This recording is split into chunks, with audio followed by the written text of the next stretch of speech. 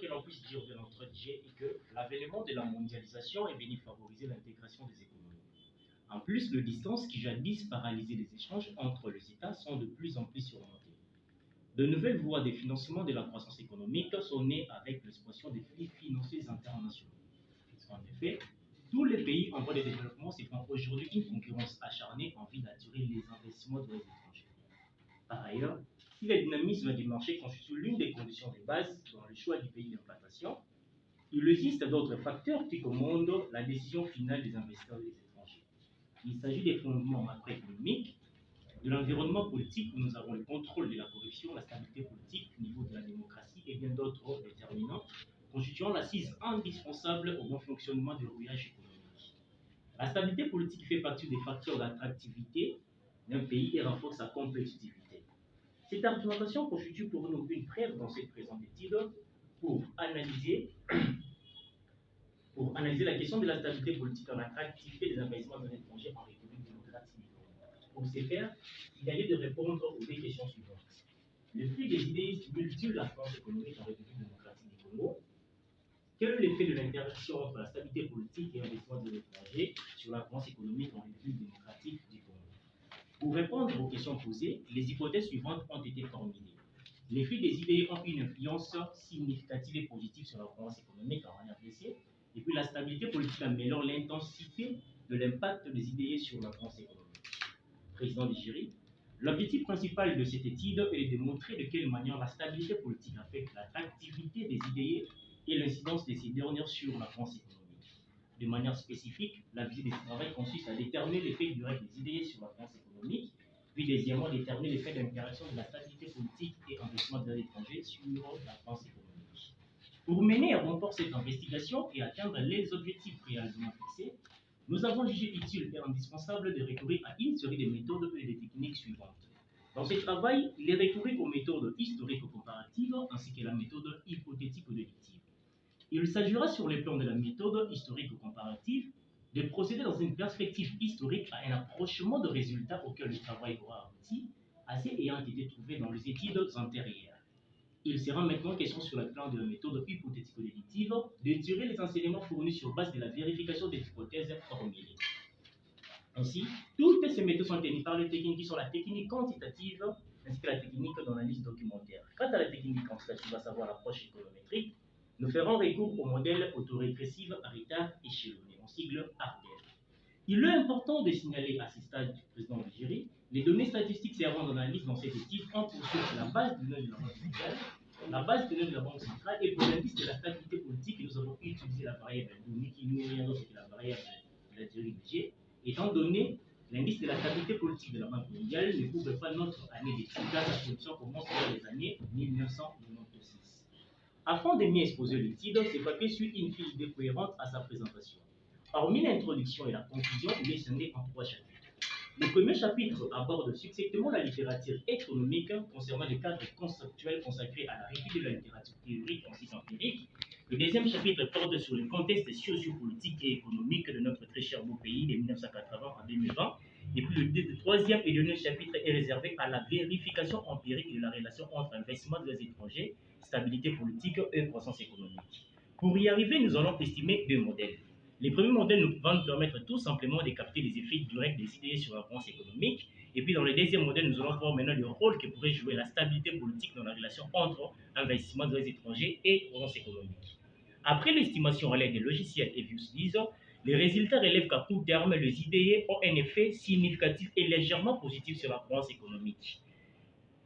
Sur la croissance économique dans la période courante et dans la période décalée. Or, selon la théorie de la croissance endogène, les idées peuvent avoir un impact considérable sur la croissance économique. Cependant, notre modèle ou notre essai économétrique prouve que les idées n'ont pas vraiment d'impact significatif dans notre pays. Maintenant, comment peut-on expliquer cette contradiction? Tout d'abord, il n'y a aucune contradiction entre la théorie et notre étude empirique, car les coefficients des idées à court terme ont un signe positif, ce qui signifie qu'il y a une corrélation positive entre les idées et la croissance économique, nonobstant cette influence est faible. À long terme, les idées ont un effet non significatif sur la croissance économique en République démocratique du Congo. Ces résultats vont des mêmes sens que celui trouvé par Gilles en 2017, qui révèle que Les IDE pris isolement n'ont pas d'impact significatif dans la croissance économique dans le pays en voie de développement. Tout ceci résulte du fait que la RDC souffre d'une crise de la bonne gouvernance, l'instabilité politique, la corruption qui gouverne les esprits de nos autorités gouvernementales et dans toutes les couches sociales du pays, la mauvaise qualité des institutions, le non-respect des lois et ordres et poussent les investisseurs de venir investir dans nos pays.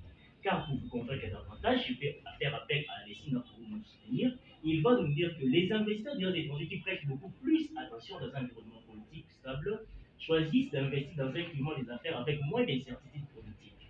Or, si nous faisons une lecture chronologique de tous les événements les plus significatifs de notre pays depuis son accession à l'indépendance jusqu'à ce jour, il se dégage que la situation politique du pays se caractérise par de courts moments d'apaisement et de longs moments de turbulence généralement violentes. Cet état montre pourquoi les idées ont un impact négligeable sur la croissance économique en RDC. Nos estimations prouvent avec certitude qu'un accroissement de 10% des IDE entraîne un impact négligeable de 0,032% sur la croissance économique à court terme et à long terme devient non significative. En résumé, l'analyse faite dans le cadre du premier modèle nous renseigne d'une faible influence des IDE sur la croissance économique à court terme et à long terme devient non significative à cause du climat des affaires. Ainsi, dans le deuxième modèle, il est question de vérifier, toutes choses restant égales par ailleurs, il est question de vérifier si la stabilité politique va améliorer l'impact ou l'intensité des investissements étrangers sur la croissance économique en RDC. Après l'estimation toujours à l'aide des logiciels et de l'ISO, les résultats relèvent qu'en incluant les listes de la stabilité politique dans cette situation, nous savons que la stabilité politique arrive à consolider cette relation. En effet, nous observons un impact très significatif et positif de l'inclusion de la stabilité politique dans la relation entre les idées et la finance économique à court terme, tout comme à long terme. Sur la liste de la stabilité politique incorporée dans les idées pour une augmentation de 10%, cela entraîne une progression significative de la croissance économique de l'ordre de 6,62% à long terme et de 0,8% à court terme. Ces résultats montrent a priori que les niveaux de la stabilité politique en RDC est à un niveau très faible. La conséquence est que le pays n'attire pas beaucoup les investisseurs étrangers. De ces faits, la mise en place de la stabilité politique en RDC fait renforcer l'attractivité des IDE et l'entrée de ces derniers contribue à l'amélioration de la croissance économique. Ainsi, nous pourrions dire que la stabilité politique exerce un rôle catalyseur dans l'attractivité des choix des investisseurs étrangers et ces rôles génèrent des externalités positives au développement économique du pays. Au regard du résultat trouvé dans cette étude, les recommandations suivantes s'adressent aux autorités politiques du pays. Renforcer l'autorité de l'État sur toute l'étendue du territoire national en général et les zones en particulier, afin de répondre aux préoccupations sécuritaires. Assurer une certaine stabilité politico-institutionnelle en étant avec dernière énergie contre les guerres civiles, le remaniement répétitif, les pillages et les conflits ethniques ainsi que toute manifestation violente. Nous terminons en disant que nous n'avons pas la prétention d'avoir cerné tous les contours des facteurs d'attractivité des idées en République démocratique du Congo. Nous laissons donc ouvert ce modeste œuvre à des remarques et une correction. J'ai dit et je vous remercie.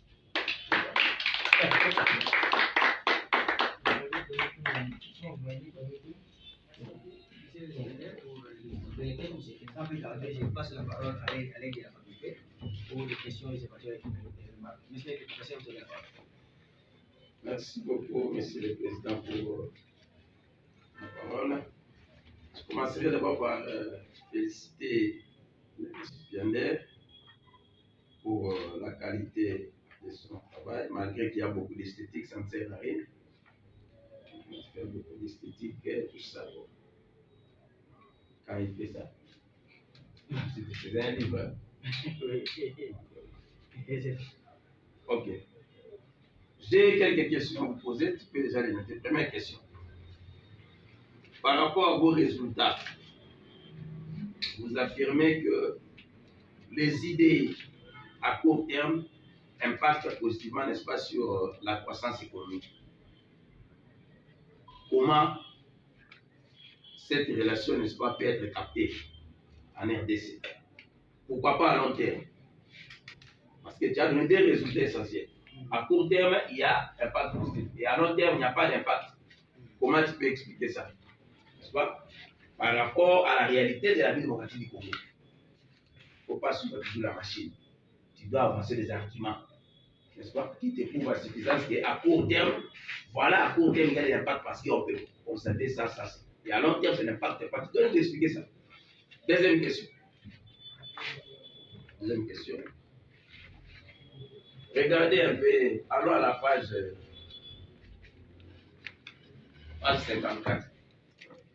Ouais, c'est ça. 54. Vous avez référé, n'est-ce pas, à plusieurs variables Oui. pour capter les liens entre les idées, stabilité politique et croissance économique. Oui. Tu peux nous expliquer la pertinence, n'est-ce pas, de chacune des variables dans votre modèle, n'est-ce pas? C'est-à-dire que tu nous expliques les deux tableaux ainsi que les signes entendus là. On voit plus. Et là où il y a les taux de change, mettez moins. Essayez un peu de nous expliquer ça de manière théorique, parce que le signe entendu, c'est par rapport à la théorie. Très bien. Troisième question. Tu es en train de noter? Oui. Ok, très bien. Tu es à tu as l'école mathématique. Toi, tu as l'école mathématique, hein? Oui. Ah, je croyais que tu étais à mon là. Les modèles, pourquoi les modèles Ardel? Quelles sont les insuffisances? Voilà, merci beaucoup, Monsieur le Président. Ok. Sans plus tarder, vous avez la parole pour apporter les préoccupations. Merci beaucoup pour ces différentes questions. Sur votre autorisation, j'aimerais d'abord commencer à répondre aux questions numéro 3. Question numéro 3, il est de savoir pourquoi j'ai utilisé le modèle Ardel. Maintenant, je voudrais d'abord spécifier une chose, que le choix des modèles ne se fait pas ex nihilo. Le choix des modèles est guidé par des choses. Les questions à résoudre et puis le comportement des données. En ce qui concerne notre préoccupation, nous avons voulu capter les effets directs des investissements des étrangers sur la balance économique, mais aussi leur interaction entre la stabilité politique et l'investissement des étrangers sur la balance économique. Par rapport à ces questions, plusieurs modèles peuvent nous aider, entre autres le modèle SVAR, le modèle à correction d'horaire, parce qu'il y a la co-intégration à l'intérieur. Mais après avoir analysé les comportements des données, nous avons rendu compte que nos variables sont intégrées d'autres inférieures ou égales à 1. C'est ainsi que nous avons opté pour le modèle Ardel. Après, je commence question numéro 2, essayer de savoir pourquoi j'ai utilisé beaucoup de variables et puis le signe attendu. Par rapport à ces variables, un phénomène économique ne peut jamais être expliqué par une seule variable. Nous ne pouvons jamais expliquer la croissance économique justement par les idées ou de la stabilité politique. C'est ainsi que nous avons tenu compte des autres variables dont l'impact a une influence dans notre variable endogène. Par rapport aux signes, les idées ont un signe positif parce que les idées sont encouragées non seulement pour leurs effets directs, notamment sur l'emploi et la croissance économique, mais également pour les externalités positives sur les économies du pays d'accueil, via la diffusion des technologies, des connaissances des multinationales vers les firmes locales. L'idée est qu'à long terme, le niveau du capital humain et des savoirs organisationnels et technologiques peuvent s'améliorer et via les firmes multinationales et génèrent une meilleure compétitivité du tissu industriel. En ce qui concerne la stabilité politique, nous sommes partis de la définition de la stabilité politique pour expliquer la stabilité politique. Nous avons défini la stabilité politique comme toute absence violente ou toute absence totale ou partielle des caractéristiques de l'instabilité politique, notamment de guerre, de conflits, etc. tout consort. Et s'il y a l'absence de guerre, de conflits, l'absence de corruption dans un pays... Et la gouvernance, pardon? Vous la mettez où? La bonne gouvernance, vous la mettez où? La bonne gouvernance. Bon, la bonne gouvernance par rapport à notre étude, nous avons juste considéré la stabilité politique. Ok. Nous avons juste considéré la stabilité politique. Il y a plusieurs autres facteurs qui expliquent la bonne gouvernance, la corruption, l'instabilité politique, la loi, etc. Par rapport à la stabilité politique, nous avons supposé que s'il y a la stabilité politique, les agents économiques vont effectuer leurs activités normalement et puis ça va impacter la croissance économique. Par rapport au taux de chômage, là je peux m'appuyer par rapport à la loi de Coombe. La loi de Coombe observe qu'il y a une relation linéaire inverse entre taux de chômage et croissance économique. En d'autres termes, ce sont des variables contracycliques. Si la croissance augmente, le taux de chômage diminue. C'est ainsi que nous avons mis un signe. Par rapport à l'aide publique au développement, par rapport à la théorie économique concernant l'aide publique, nous avons mis un signe plus et puis dépenses publiques en indication. Les dépenses de l'État sont des achats qui qui suscitent la profession et qui craignent le revenu. Si l'État dépense, que ce soit en infrastructure ou en éducation, cela va pouvoir impacter la France économique, surtout en matière d'éducation. Et en quoi les dépenses publiques en éducation ont une pertinence dans votre thème? Parce que Lucas dit que les investissements ne vont pas forcément là où ils sont rares, mais ils vont forcément également là où les individus ont une connaissance assidue et puis les infrastructures en bon état. C'est ainsi que nous avons considéré les dépenses publiques dans notre modèle. Allez-y. Première question, c'était par rapport à pourquoi j'ai à court terme les idées ont un impact et puis à long terme devient non significatif. Par rapport à cette question, je dirais que les idées à court terme ont un impact dans notre pays parce que par rapport aux différentes mesures prises par l'État, je crois, vers les années 2000 ans, qui a permis l'entrée des nouveaux capitaux dans notre pays, entre autres dans les secteurs de télécommunications. Il y a eu dans l'entrée des Vodacom, des Africell, tous ces différents réseaux qui a permis à ce qu'il y ait un impact sur la France économique. Et puis à long terme, ça devient non significatif parce que la RDC souffre d'une crise de la bonne gouvernance. L'instabilité politique, la corruption et puis la manque des infrastructures de base empêche les investisseurs de venir investir dans notre pays. C'est ainsi qu'à long terme, a un impact non significatif. Mais par rapport à la théorie de la croissance endogène, ça devrait normalement impacter la croissance économique, mais d'après le résultat trouvé, nous nous sommes rendus compte que la RDC, ça n'impacte pas la croissance économique. Faute du climat des affaires. Ok. Il n'y a pas d'autres questions? C'est terminé. Je répondu presque à toutes les questions. Ah bon?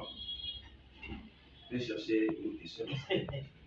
Je vois le directeur est encore là. Il a encore à faire.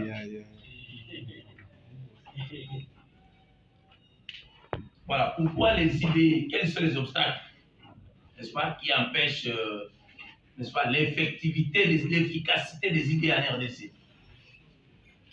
Les obstacles. Mais c'est ce que je vais dire de les différents obstacles, d'ailleurs, c'est mentionné, je crois, c'est dans la page. La République démocratique du Congo, ce qui empêche l'entrée des idées, ce sont le climat des affaires. Très bien, d'abord. Le climat des affaires. La RDC n'a pas vraiment un très bon climat des affaires pour attirer les investissements étrangers. Le prêt né, selon une étude menée en 2017 par le ANAPI, je crois, la RDC a été classée à 183e position sur 190 pays. Il n'y a pas que le climat des affaires.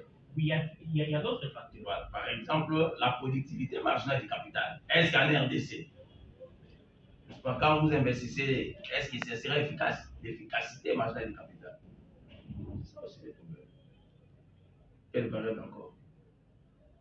À part l'efficacité marginale du capital, manque des infrastructures de base, Oui. excessif de fiscalité, Oui.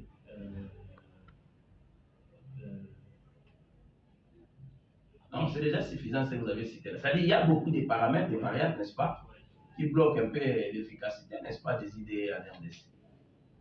Je peux chercher une question, apparemment le directeur n'est pas encore fait. Oui, vous posez la question. Vous Dernière question. Nous sommes en grève, donc. Aïe. Comme c'est au bureau, tu dois avoir beaucoup de questions. Voilà. Explique-nous, allez un peu à la page 67. La dynamique à court terme. Explique-nous un peu. Dynamique à court et à long terme. Page combien? 67. 66. Oui, ça, page 67. Bon. 67. Dynamique à court et relation à long terme. Ok. Ici, c'est un problème de mathématiques. Et lorsqu'on parle de la dynamique, c'est-à-dire qu'on intègre le variable décalé du variable endogène dans l'explication du problème. C'est-à-dire, par exemple, x est expliqué par des variables décalées. Par exemple, sa propre valeur décalée ou les autres variables décalées. C'est ça la dynamique. Ça tient compte du temps. C'est-à-dire l'aspect temporel et de Oui, l'aspect temporel. Allez-y maintenant, allez-y. Les coefficients. Par rapport aux coefficients. Voilà, c'est ça là où je viens là.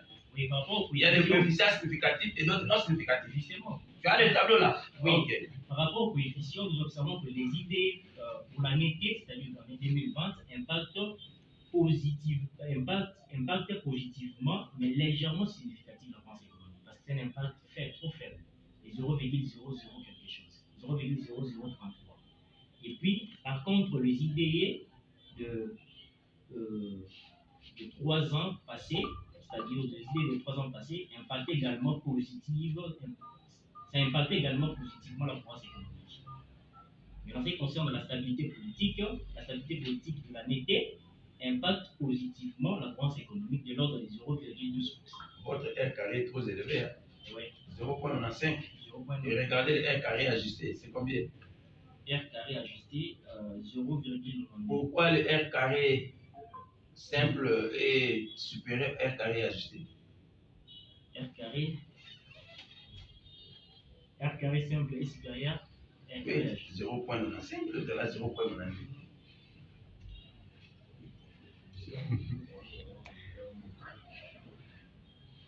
Ça fait le combat de je vais essayer de maintenant, c'est moi la différence entre les deux. Quand on parle de coefficient de détermination corrigée, quelle est sa différence par rapport à l'autre R carré? Ils n'ont pas expliqué ça. C'est-à-dire, quand on intègre, n'est-ce pas, on a juste des barèmes explicatifs dans les modèles, cela doit baisser l'explication, n'est-ce pas? Parce qu'on appelle ça corriger, ça corrige l'excès. N'est-ce pas? Ok, ça peut être inférieur, n'est-ce pas, à R carré ordinaire. Et ça peut aussi devenir négatif. R carré ajusté. Très bien. Merci beaucoup, Monsieur le Président. Okay. Je crois que l'étudiant a été à la hauteur. Merci beaucoup, Monsieur le Recteur, parce que lui, il est de la faculté. Moi, j'ai suivi l'étudiant de bout à bout sur le travail. Je ne peux que les féliciter. Merci beaucoup. Je suis bien où? Il y en a un. Dans le bureau là. Il a pas où?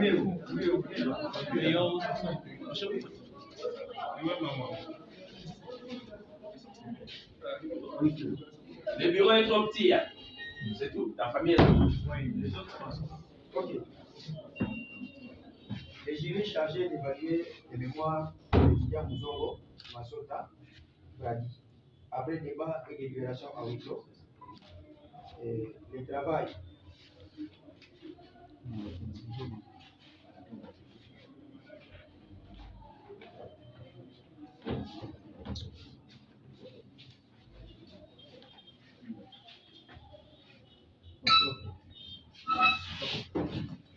Les jury a fait les choses suivantes après débat et délibération. Le mémoire de M. Mouzongo RSI avec mention l'applique en distinction.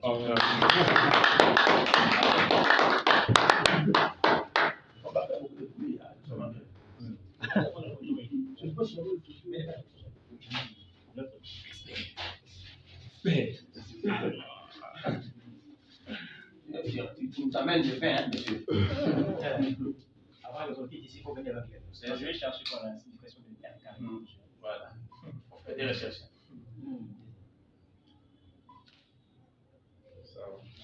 En tout cas, on ne peut pas louer ici pour donner la fleur. Allez, on s'en va. Alors, merci.